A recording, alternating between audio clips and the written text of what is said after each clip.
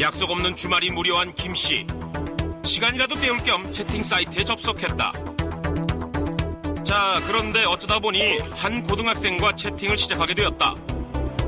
김씨는 순간 장난기가 발동해 용돈을 줄 테니 만나서 같이 놀자는 조건 만남을 제안해본다. 그런데 김씨의 농담에 마음이 상한 상대는 채팅방을 나갔고 김씨 역시 채팅이 지겨워져 접속을 끊었다. 하지만 일주일 후 집으로 인근 경찰서에 출두하라는 통지서가 와 있다. 죄명은 성매매 권유 및 성매매 미수.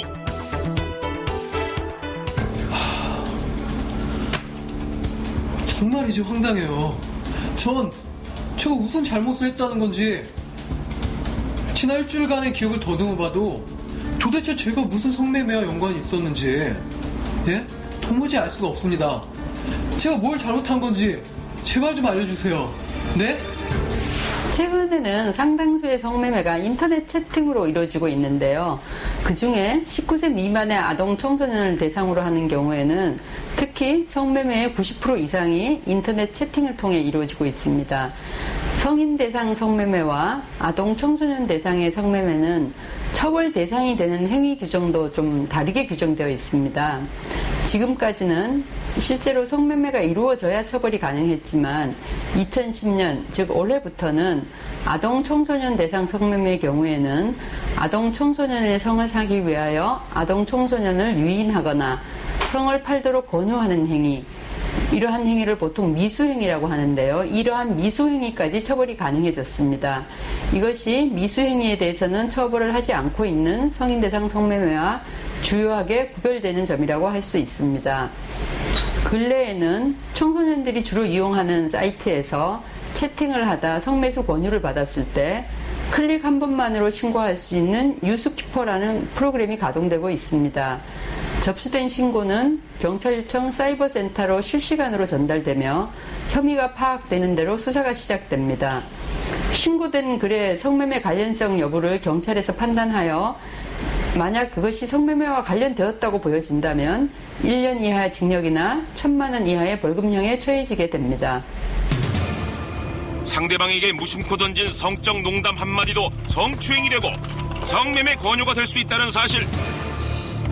새로운 성매매법의 개정으로 더 이상의 인터넷 성매매 사각지대는 없어진다. 김씨의 죄명 성매매 권유 및 성매매 미수 100만 원 벌금형 확정. 오늘도 채팅 매니아 박구는 인터넷 채팅 삼매경에 빠져 있다. 며칠 전 알게 된 채팅녀와 제법 가까워졌나 보다. 핸드폰을 꺼내 들고 무언가를 저장하는 걸 보니 그녀의 번호를 딴 모양인데 아주 만족스러운 미소를 짓는다. 친구와 술을 마시는 박군. 드디어 채팅녀에게 전화가 왔다. 그런데 자신과 친구가 잘 곳이 없다고 하룻밤만 재워달란다. 이게 웬 떡이란 말인가? 두 커플은 합석을 하게 되고 거나하게 취한 두 커플은 모텔방을 2개 잡아 각각 방으로 훈훈한 미소를 지으며 들어간다. 큰일이다. 저는 성매매라는 게 아니라니까요. 돈 같은 건 준 적 없어요. 그저 잠잘 데가 없다고 해서 재워준 거거든요. 물론 방값도 제가 계산해줬다고요. 잘 것 없는 애들한테 호의를 베푼 것뿐인데 정말 제가 뭘 잘못했다는 거죠? 이런 아직까지도 자기가 뭘 잘못했는지 모르고 있다. 자, 지금부터 자신의 죄명을 똑똑히 알라. 아동 청소년의 성보호에 관한 법률에서는 아동 청소년의 성을 사는 행위가 어떤 것인지에 대해서 구체적으로 규정하고 있습니다. 한번 살펴보면요. 아동 청소년 등에게 금품이나 그 밖의 재산상의 이익, 직무, 편의 제공 등 대가를 제공하거나 대가를 제공할 것을 약속하고 아동 청소년을 대상으로 성행위를 하거나 아동 청소년으로 하여금 성행위를 하게 하는 것을 말합니다. 따라서 당시에 잠잘 곳이 없던 청소년에게 모텔을 잡아주고 성관계를 했다면 모텔비가 불과 2, 3만 원 밖에 안 됐다 하더라도 해당 청소년에게는 성행위에 대한 대가로 볼 수 있습니다. 이러한 경우 아동 청소년의 성을 매수한 자는 5년 이하의 징역 또는 3천만 원 이하의 벌금이라고 하는 비교적 중한형에 처해지게 됩니다. 청소년 성매매를 하면서 PC방 비용을 대신 내주고 모텔비를 지불한 것도 성매매 대가로 봐야 한다는 법원의 최종 판결이 나왔다. 대법원은 청소년 성매매를 한 혐의로 재판에 넘겨진 박군에게 벌금 800만 원을 선고한 원심을 확정.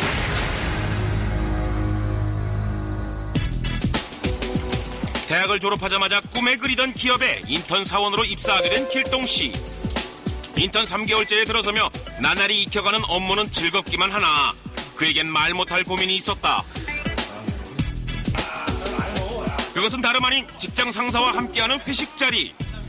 길동씨의 상사는 회식만 하면 2차부터 남자 직원들을 데리고 성매매 업소로 향한다. 성매매가 불법이란 것을 잘 알고 있고 돈으로 성을 산다는 행위 자체가 기분 나쁜 길동씨로서는 회식 때마다 상사의 성매수 강요가 가장 큰 스트레스다. 아휴, 제가 성매매 업소 출입이 싫다고 하면은 부장님은 막무가내로 끌고 가세요. 상사라는 직위를 내세워가지고 그 반 협박을 하듯이 해가지고 가시니까 결국은 따라 나설 수밖에 없어요. 이제 가고 싶으면 혼자 가면 될 텐데 진짜 저는 업무 스트레스보다 이런 회식 자리가 더 큰 스트레스예요. 정말 입사하고 싶었던 회사라서 열심히 일하고 그러고 싶었는데 부장님 때문에 지금은 여기 그만두고 싶다니까요. 성매매를 경험했거나 그럴 의도를 가지고 있는 남성들이 많기도 하지만 또한 생각 외로 성매매에 대해 거부감을 보이는 남성들도 많습니다. 하지만 남성들의 잘못된 성문화와 우리 사회 전반에 만연해 있는 잘못된 성접대 문화로 인해 성매매는 좀처럼 근절되지 못하고 있습니다. 이러한 잘못된 성접대, 회식 문화는 개인의 심리적 스트레스뿐만 아니라 사회적, 경제적으로도 큰 손실을 가져옵니다. 성접대 문화는 청소년 성매매 노출의 문제라든가 성범죄 증가, 인권 침해, 가족 파괴, 성병 등 건강 위험, 성산업 규모 확대, 국가 이미지 훼손 등의 또 다른 문제를 일으키게 되는 것입니다. 일상적 성접대로 인해 착취당하고 사회적으로 낙인된 성매매 여성이 치러야 하는 비용은 실로 엄청나다고 할 수 있습니다. 물론 잘못된 상사 탓에 어쩔 수 없이 따라왔다는 길동씨. 하지만 이후에 어찌되었든 성매매를 한 사실이 있다면 처벌은 피해갈 수 없다. 잘못을 알면서도 행한 길동씨. 피해자라고 외쳐도 당신은 유죄. 일병 휴가를 나온 홍일병. 같이 휴가를 나온 선임의 권유에 안마 시술소로 따라 나섰다. 그런데 앞불사 불시에 성매매 단속에 나선 경찰에게 적발되어 증거 사진을 찍히고 조서 작성을 받게 되었다. 민간인도 아닌 군인 신분으로 법을 어기고 경찰 조사를 받게 된 홍일병. 과연 어떤 처벌을 받게 되는 걸까? 저는 사실 성매매가 불법인지조차도 몰랐습니다. 다들 휴가 나면 안마 시술소나 집장 편에 가는 거 아닌가요? 아니 마음 한구석 불안한 점은 있었지만 그래도 군인이라 사회통념상 묵인될 거라는 안이한 생각을 했습니다. 정말 반성하고 있습니다. 의외로 많은 분들이 군인은 성매매 방지법 단속 대상에서 제외된다고 잘못 알고 계시는데요. 하지만 성매매 방지법에서는 군인과 민간인을 구별하지 않고 모두 처벌의 대상으로 삼고 있습니다. 홍일병은 현재 군인 신분이기 때문에 경찰 조사를 받게 되면 군 헌병수사계에서 신병을 인도받게 된다. 홍일병은 형사처벌 규정이 있는 성매매 방지법에 의거해 처벌을 받게 되고 다시 한 번 더 군법으로 위법에 대한 처벌을 받게 된다. 휴가나 외박 중 위법 사실이 드러나면 곧바로 휴가나 외박은 취소되고 금고형 이상의 형이 확정될 시 육군교도소로 이송 조치된다. 벌금형일 시에는 최소 4박 5일에서 최대 9박 10일간 영창에서 보내게 된다. 군인 신분이기 때문에 더더욱 법을 어기는 일은 없어야 할 터 육군교도소나 영창을 다녀올 시 그 기간만큼 제대가 늦어진다는 것도 명심하라. 법 앞에서는 민간인과 군인의 구분이 없다는 사실. 성매매 사범 홍일병 100만 원 벌금형 9박 10일 영장에 확정. 여러분 잘 보셨습니까? 성매매, 그 대상이 아동이나 청소년이라면 이 농담처럼 권유만 했어도 죄가 된다는 사실 이제 잘 아셨을 겁니다. 이렇게 무심코 실수를 저지르게 하는 것은 바로 평상시에 잘못된 성의식에서 비롯된 것이라고 볼 수가 있겠죠. 자, 빨리 우리 사회에 만연되어 있는 남성들의 잘못된 성의식과 문화가 이제는 바뀌어야